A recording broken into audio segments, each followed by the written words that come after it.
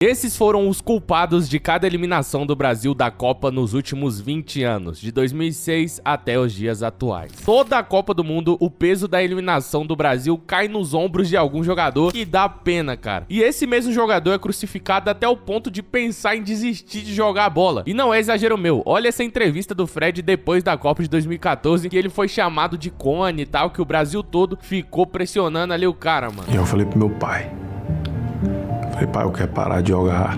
Obviamente eu não tô dizendo que isso é certo, até porque colocar sobre um jogador só a culpa de uma eliminação coletiva é até um pouco insana, né? Tem uma dose de crueldade, porém o brasileiro sempre precisa de alguém pra culpar ou de alguém pra xingar, né? E essa é a nossa especialidade, até porque ninguém vai sair aí criticando, meu Deus, olha o que o presidente da CBF fez, olha o que a instituição brasileira... Não, alguém, o ser humano quer um outro ser humano pra poder humilhá-lo. Então é isso que sempre acontece em toda a Copa do Mundo. E como estamos em clima de Copa, nada melhor que relembrar esses momentos, julgar se há exagero ou não, mas antes de tudo, já chega deixando o dedão no lugar certo, se inscreve aqui no canal Vitorano, rapaziada, e no final do vídeo, se você não gostar, você se desinscreve, fechou? Vamos fechar esse acordo? Mas de qualquer forma, se você quer que o Brasil seja hexa, se inscreve agora aqui no canal, rapaz. Se o Brasil não for hexa, a culpa vai ser sua. Se inscreve aí no canal, já chega deixando o like e vamos pro vídeo. 2006. Naquela Copa, o Brasil com o Quarteto Mágico era, pelo menos em nome, a seleção mais absurda da Copa. Com Kaká, Ronaldinho, Adriano, Imperador e Ronaldo Fenômeno. A seleção que era atual campeã e que nas últimas 3 Copas, de 94, 98 e 2002, foi finalista em 3 e campeão em 2. Obviamente, era a grande favorita. O Brasil caiu no grupo F com Croácia, Austrália e Japão e começou demonstrando a superioridade logo na estreia. Contra a Croácia, Kaká meteu um golaço que deu a vitória ao Brasil. Na rodada seguinte, 2 a 0 com facilidade, com gols de Adriano e Fred. E no terceiro jogo até saiu perdendo pro Japão, mas Ronaldo de cabeça, Juninho Pernambucano e Gilberto e Ronaldo Fenômeno fora da área deram mais uma vitória pro Brasil. Terminava aquele grupo como líder isolado com 9 pontos, seguido por Austrália e Croácia. Nas oitavas de final, o Brasil pegou Gana. E aquele lendário gol do Ronaldo Fenômeno ficou marcado. Foi o último gol dele em Copas. O Brasil sai na frente com esse gol e naquele momento Ronaldo Fenômeno também se tornava o maior artilheiro da história das Copas do Mundo. Depois, com o Adriano claramente impedido, o Brasil faz 2 a 0. Não existia VAR naquela época, então dá pra deixar passar. E Zé Roberto também faz um golaço e fecha o caixão. Até a fatídica partida contra a França. A Copa do Mundo era a despedida de Zidane, sua última competição pela seleção. E parece que a seleção brasileira meio que tava subestimando o cara, mano. Até porque ele tava desfilando em campo,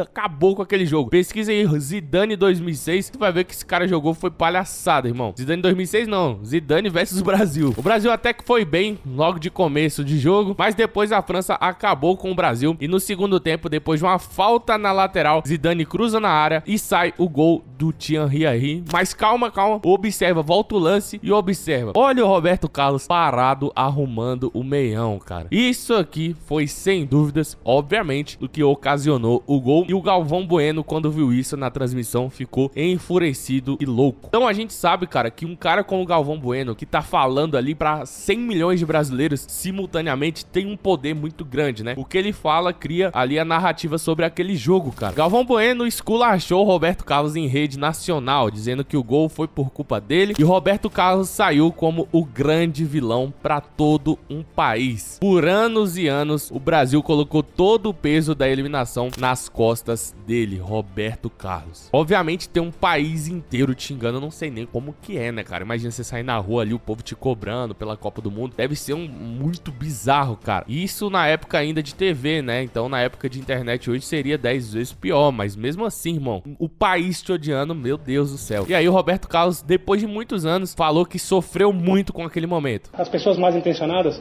acabam criando uma história. Essa pessoa que eu citei o nome agora há pouco, ele fez minha mãe chorar durante muito tempo. Então essa pessoa não foi profissional. Muitos anos depois, Roberto Carlos, em outra entrevista, ele não falava muito sobre isso, sabe? Ele sempre fugia desses assuntos e tal. E ele conta a sua versão e revela que tinha sido uma jogada combinada no vestiário, cara. Primeiro que ele não estava no vestiário, segundo que ele não sabe da pré-eleição, terceiro que não sabe do meu posicionamento no campo, quarto que ele não vai criticar o que são amigos dele. Mas esquece isso, daí é tudo uma mentiraiada danada que meu treinador chamava-se Barreiros Zagallo, não lembro?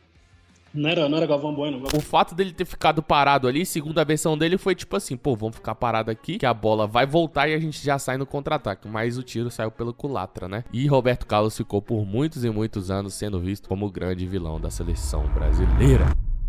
2010. O Brasil já não tinha mais aquele grande time estrelado de 2006. Já estava em fim de ciclo de uma geração de ouro, apesar de que era pra gente ter pelo menos o Ronaldo ali naquela Copa, talvez, se tivesse tido uma carreira mais longeva. A gente poderia ter sim o Ronaldinho, ainda que tava destruindo no Milan, mas o Dunga não quis levar. E a gente poderia ter Adriano Imperador, que em 2009 tava destruindo no Flamengo, mas sofria muitos problemas pessoais, né, rapaziada? Em 2010 já não tava mais na Copa. Então, daquele quadrado mágico pra Copa, só restou o Kaká, que era a grande esperança da seleção. Porém, o Kaká nessa época já não era mais o Kaká brilhante do Milan, né, cara? Ele já tava no Real Madrid e já tava no início ali da decadência. A primeira partida do Brasil foi contra a Coreia do Norte e Maicon, o último lateral direito bom da seleção, botou o Brasil na frente. Elano fez, o Brasil fez 2-1, depois tomou um gol da Coreia do Norte, mas venceu a primeira partida. Contra a Costa do Marfim, Luiz Fabiano, o último centroavante bom do Brasil, fez o primeiro e depois meteu um golaço absurdo, dando chapéu em todo mundo. Elano fez mais um e Drogba depois diminuiu. E aí o Brasil já praticamente classificado, só precisava de um empate contra Portugal na última rodada para garantir a vaga na fase mata-mata. Portugal de Cristiano Ronaldo, que também precisava de só um empate para se classificar. Então um 0-0 ali, classificavam os dois. Qual o final, o resultado do jogo? 0-0, exatamente. Fizeram o jogo de compadre e o Brasil estava nas oitavas. Antes de falar do próximo jogador, rapaziada, observe isso aqui. Eu pesquisei Yamal Goal Today, né, que é Yamal Goal hoje. E olha só, 2 dias atrás esse perfil aqui pegou 228 mil likes, mano. Com 43 mil seguidores, ó. E isso aqui, se esse vídeo tivesse mais de um minuto, teria dado pra ele aqui, ó, $300, mais de R$1.600. E esse aqui teria dado uns $250, que daria aí mais de R$1.000 também, né? Com uma edit de 1 minuto e um perfil que o cara nem aparece o rosto nem nada. Aquele cara lá não monetizou, mas olha esse perfil aqui, rapaziada. Nem foto de perfil tem, ó. Tudo preto. E com esse vídeo aqui, ó, esse vídeo sim tem 22 milhões de views. Isso aqui deu no mínimo, tá? Considerando o RPM aí da rede vizinha, no mínimo $2.000, que hoje daria mais de R$10.000. Mas isso aqui é um resultado fora da curva. Vamos ver esse perfil desse cara, por exemplo. Na última semana, ele postou esse vídeo 2.7 milhão de views, 1.1 milhão, 200k, 200k, 200k, 200k. Todo vídeo que ele posta, ó, esse aqui, ó, 2 dias atrás, tá com mais de 177 mil views, rapaziada. Só com lances antigos do Messi, tá vendo? Messi, Barcelona, trio MSN. Então é um perfil focado pro Barcelona. O que eu quero falar com isso, rapaziada? Isso aqui, ó, 2.7. Vamos colocar aqui, ó, que ele ganhou $300, mais 100, mais 20, mais 20, mais 30, mais 700, mais 40, mais 170, mais 65, mais 80. Somando isso aí, ó, na última semana, tá? Isso que eu nem contei com esse vídeo de 1 milhão aqui. Somando todos esses valores que eu falei, olha quanto esse cara ganhou com edits de futebol, rapaziada. Então, como vocês já sabem, eu venho divulgando isso recentemente. E na Copa do Mundo, muita gente vai forrar o bolso com esse mercado de edit de futebol, rapaziada. Então, se você quer aprender a como lucrar com edits de futebol, clica no primeiro link aqui da descrição ou do comentário fixado, que eu fiz um vídeo aí pra vocês explicando como que funciona, tá? Mas vamos voltar pro vídeo. Nas oitavas de final, o Brasil pegou o Chile e com gols de Juan, Luiz Fabiano e Robinho, meteu 3-0 sem dificuldades e enfrentaria a Holanda nas quartas de final. Holanda que naquele momento não era um grande bicho papão, mas pô, ainda assim era a Holanda, né, cara? Tinha que ser respeitada. O Brasil saiu na frente com gol de Robinho e detalhe pra esse passe absurdo quebrando as linhas do Felipe Melo, que seria de todas as formas protagonistas nesse jogo. Ele começa sendo protagonista de um jeito positivo, mas o final é completamente diferente. No segundo tempo, tudo desandou. No lance bobo, o Snyder cruza na área, Júlio César sai mal ali, catando o cavaco, sai todo estranho e Felipe Melo marca contra depois que a bola raspa na carequinha dele ali. Cuidado com bolas raspando a sua carequinha, cara. Às vezes pode dar mal, tá? Então vocês que têm esse hábito aí, cuidado, galera. Para com isso, mano. Para com isso. E depois de mais uma jogada aérea, Kuit raspa de cabeça e Snyder vira o jogo e sai comemorando desse jeito aqui que todo mundo lembra, né, meu amigo? O Brasil toma a virada, mas ainda havia jogo. O Brasil poderia buscar o resultado. Porém, no pior momento do jogo, fica com 1 a menos, porque Felipe Melo perde a cabeça e dá um pisão no Robin ali na cara do juiz, cara. Completamente desequilibrado. E naquela época, rapaziada, o Felipe Melo tava vindo da Europa e não existia o que a gente sabe hoje, que tipo, tudo que acontece no futebol europeu, a gente sabe? Então, tipo assim, o Felipe Melo era meio que um cara que chega na seleção e todo mundo fala, cara, por que esse cara tá aí? O povo brasileiro não conhecia muito o Felipe Melo porque ele jogava na Juventus, cara. Era titular, time da Juventus que era, pô, multicampeão lá na Itália, era um grande jogador, um dos grandes jogadores do time. O povo brasileiro não conhecia o Felipe Melo porque ele atuava no futebol europeu, e quem é dessa época sabe que não existia cobertura assim do futebol europeu. Eu lembro que a gente, pô, eu queria saber o que o Ronaldo Fenômeno tava fazendo lá no Barcelona ou no Real Madrid, cara. A gente tinha que esperar, tipo, o Jornal Nacional à noite pra... Ronaldo Fenômeno hoje fez tal. Aí mostrava o gol dele assim, 10 segundos e acabou, tá ligado? Então não tinha essa parada de a gente conseguir ver edit, tá ligado? Não tinha isso, mano. Enfim, o povo brasileiro não conhecia Felipe Melo. Depois dessa atitude e da expulsão e de terminar de eliminar a seleção brasileira, depois do gol contra, raspando ali a cabeça e da expulsão, o Brasil já tinha escolhido o grande vilão daquela eliminação e, obviamente, sem dúvidas, era ele, Felipe Melo. Na chegada ao Brasil, Felipe Melo chega e já pode sentir, logo que pisa aqui, o carinho da torcida. E pra muitos até hoje é o grande culpado daquela eliminação. 2014. Pela primeira vez, o Brasil chegava a uma semifinal de Copa do Mundo desde 2002. Jogando em casa, o Brasil era um dos favoritos e a vibe daquela Copa foi uma das melhores que eu já vi, né, rapaziada? Vamos combinar, é uma vibe muito boa a da Copa do Mundo de 2014, mano. Na estreia, o Brasil vence a Croácia por 3-1. Depois fica no 0-0 com o México, que vira meme, né, com aquela camisinha Ochoa que não passa nada, tá ligado? O Ochoa pegou tudo naquele jogo, mano. E amassa Camarões no último jogo da fase de grupos por 4-1. Nas oitavas de final, o Brasil vence o Chile nos pênaltis e naquele momento ali, rapaziada, o Brasil vai pros pênaltis, Thiago Silva tá chorando, olha como o futebol é engraçado. Se o Brasil é eliminado, cara, quem errasse ia ser o grande vilão, porém o Thiago Silva ia ficar com a imagem mais marcada porque ele tava chorando, tá ligado? Então eu lembro que na transmissão ficava, pô, não pode, o Brasil tá jogando aí, o cara já tá chorando. Então o Thiago Silva escapou de ser o vilão daquela Copa, né? Nas quartas, o Brasil vence a Colômbia por 2-1, com esse lendário gol do Davi Luiz aí, cara. Na mesma partida, o Zúñiga aniquila a vértebra do Neymar. E se fosse mais 2 centímetros pra dentro... Se fosse 2 centímetros pra dentro, eu poderia estar de cadeira de roda, né? E na semi, vocês sabem, né? O atropelo da Alemanha 7-1. Fica difícil escolher um culpado só. Teve o Dante, o Davi Luiz ficou muito marcado pela frase lá, eu só queria dar alegria pro meu povo, chorando. Mas se teve um cara que foi destruído durante toda a competição, esse cara foi o Fred, que foi chamado de Cone durante toda a Copa do Mundo, cara. Ele foi maltratado pela imprensa aí e, obviamente, depois da Copa tava com a moral lá embaixo, todo mundo falando mal do cara, falando que ele tinha, porra, não era jogador e tal. E o futebol é meio ingrato com o jogador, né, cara? O Fred, que em 2013, na Copa das Confederações, pra todo mundo ele era o God, né? Ele era um monstro e tal. Daí em 2014 já era o vilão. Enfim, olha o depoimento do Fred aí de como ele se sentia, mano, depois daquela Copa. Ali foi o pior momento profissional meu. As coisas estavam tão estranhas que no primeiro jogo da Copa eu sofri um pênalti contra a Croácia na arena do Corinthians. Eu dominei uma bola de direita, o cara deu uma carga aqui, aí eu peguei e caí. Eu ia chutar a bola não ia pro gol, ela ia sair.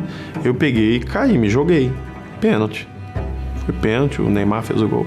Eu tive que fazer uma entrevista coletiva falando que fiz coisa errada, que não foi pênalti, que eu me joguei, que é uma vergonha. Então ali eu senti uma parada diferente, eu fiquei até surpreso, falei, caraca, o Maradona fez gol de mão, é a mão de Deus. E a galera pegando, a imprensa inteira pegando no meu pé.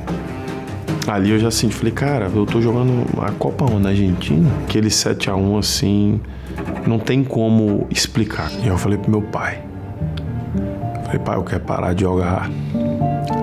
Se não chegar nada pra Arábia, que lá, se vocês estiverem me xingando, eu não vou entender árabe mesmo. Se vocês estiverem falando mal de mim, caçoando essas coisas, eu vou ficar aqui de boa, moro aqui na roça também. Ou é lá, ou eu fico aqui.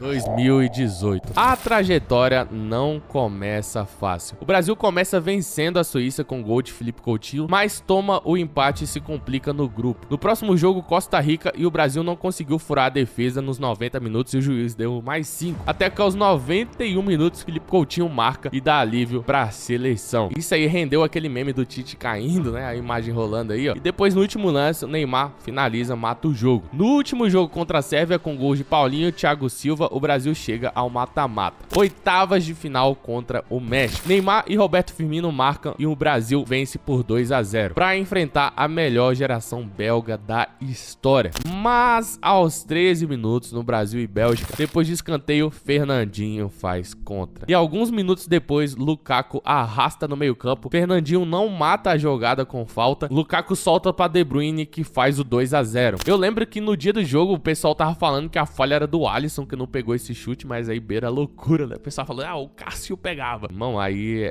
o Cássio tinha que ter mais uns 3 metros aí, irmão. Não, tipo assim, o Cássio tinha que ter uns 2,20 pra dizer que ele pegava isso aí, tá ligado? Porque o Alisson não é baixo. Mas enfim, mano. No segundo tempo, aos 30, Renato Augusto recebe na entrada da área, traz esperança pra seleção, marcando de cabeça. E minutos depois, Renato Augusto recebe na entrada da área, tem a chance de empatar e levar pros pênaltis, mas chuta pra fora, cara. 2 lances decisivos, né? O do Renato Augusto e do Fernandinho. Mas como o Renato Augusto entrou no segundo tempo e mudou a partida, poderia ter empatado o jogo. Mesmo com esse gol perdido dele, a culpa da eliminação não caiu sobre ele, cara. A culpa da eliminação nessa Copa, sem dúvidas, caiu sobre os ombros de Fernandinho, que fez o gol contra e ainda não matou o Lukaku ali no meio campo, cara. Depois dessa Copa do Mundo, o vilão aí, o considerado culpado pra mídia, sem dúvidas foi ele, Fernandinho.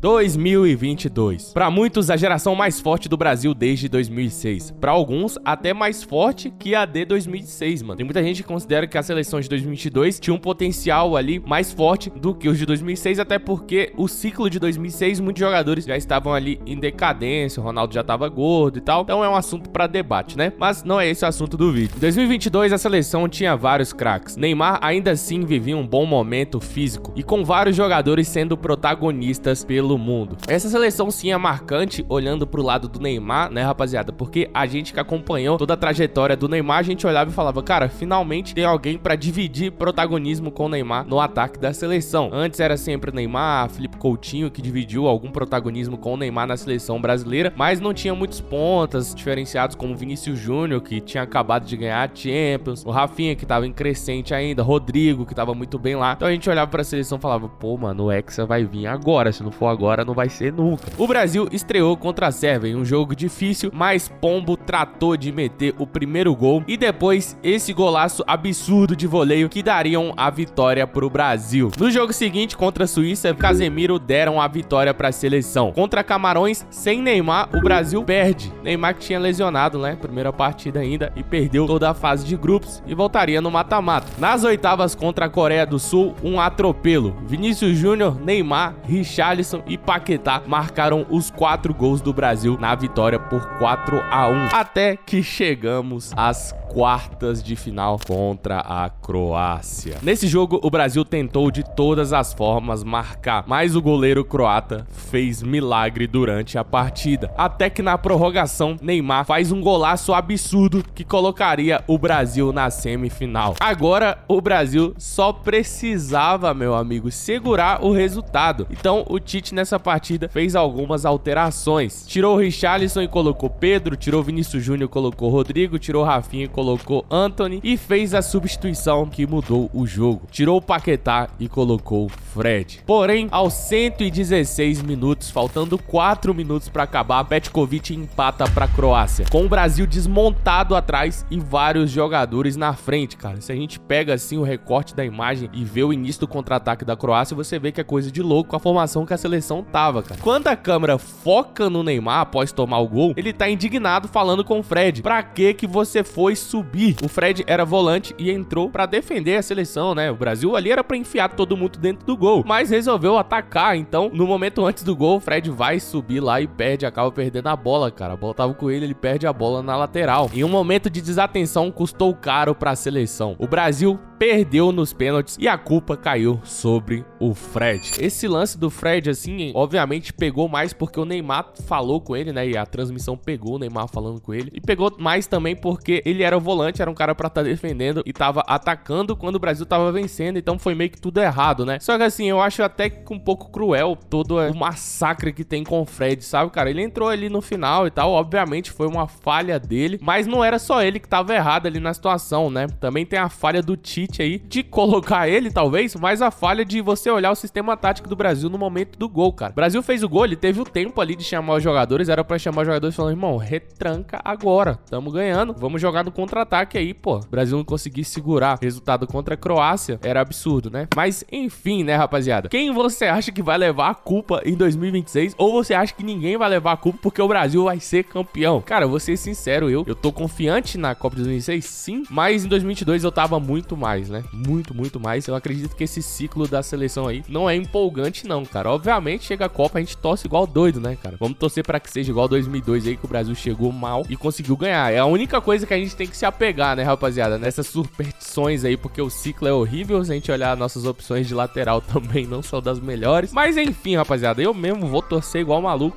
Neymar também, pô, a gente sabe que o Neymar no Prime é muito diferente, eleva a seleção pra outro nível. Atualmente o Neymar não tá mais tão desequilibrante, né? Pô, a gente vê seleções como a França, outras seleções, tem muito mais potencial de ganhar, né? Mas vamos torcer, né, rapaziada? Espero que dê certo aí. Mas e aí? Comente sua opinião e não esquece de se inscrever aqui no canal Vitorando Fute. Fechou? Até a próxima, valeu, fui. Tchau!